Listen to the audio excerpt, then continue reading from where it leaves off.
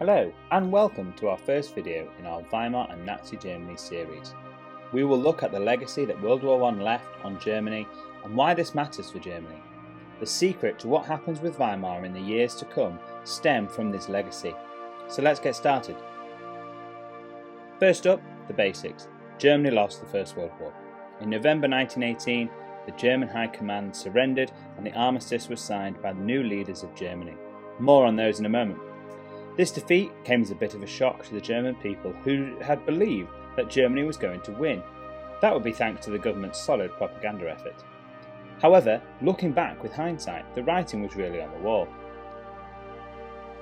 Throughout the war, the British Navy had blockaded the ports of Germany, restricting Germany's food and resource imports.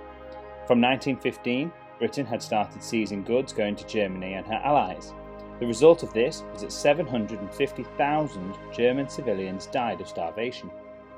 To add insult to injury here, Britain kept up the blockade until the Treaty of Versailles was signed in June 1919. This caused huge resentment in Germany. After 1917 and the entry of the United States into the war, German losses started to mount and morale in the armed forces began to collapse. Over the 4 years, 11 million Germans had fought in the war and almost 2 million soldiers had died, with over 4 million wounded. Fighting a war of this scale was also tough on the finances. Germany had tripled their debt from 50 billion marks to 150 billion marks by 1918. So against this backdrop, the German Revolution starts. On the 29th of October 1918, some of the crews in the German Navy mutiny. They refused to follow orders.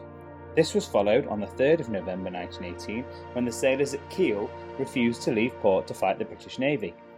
The Kaiser was starting to have a problem. Then things got a touch worse. On the 7th of November, in Munich, the workers declared a general strike and protested in the streets. Other protests broke out in Stuttgart and Hanover. The problem was really starting to spread. A couple of days later, on the 9th of November, politicians went to see the Kaiser to tell him it was game over. The Kaiser abdicated and handed over the power to the leader of the Social Democratic Party, Friedrich Ebert. He then proclaimed a new German Republic. With the stroke of a pen and the population largely unaware, the Kaiserreich was consigned to the history books. Kaiser Wilhelm II went into exile in Holland, presumably to take the air, admire the windmills and pick tulips. On the 11th of November, Ebert moved to end the war once and for all. Matthias Erzberger signed the armistice. The fighting was over, however Weimar's problems were about to get worse. On the 19th of January 1919, national elections were held to choose a National Assembly to come up with a new constitution for Germany. At this point, things were starting to get a bit tasty in Berlin with the Spartacists, but we'll come back to those another time. The National Assembly met in the town of Weimar, away from the unrest in the capital, and on the 31st of July 1919, a new constitution was agreed and the Weimar Republic was born. So how does this set up the problems to come? Well, for most Germans, the Kaiser left suddenly. The whole system of government collapsed. Then the war was over and Germany had lost. A tough ask for those who'd lost loved ones in the fighting.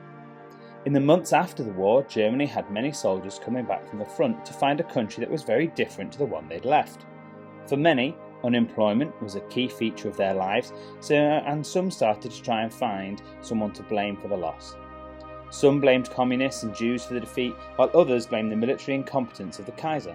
The removal of the Kaiser left a power vacuum, and groups would try to fill this vacuum, so post-war Germany became an incredibly unstable place, ripe for revolt, rebellion and power struggles. So to sum up, Germany loses the war, the sailors refuse to sail, the workers go on strike, the Kaiser gives up, new elections are created, and the streets are full of unemployed soldiers, all creating a tinderbox waiting for a spark. What could possibly go wrong? And with that cliffhanger, my loyal compatriots, that was a little bit of history.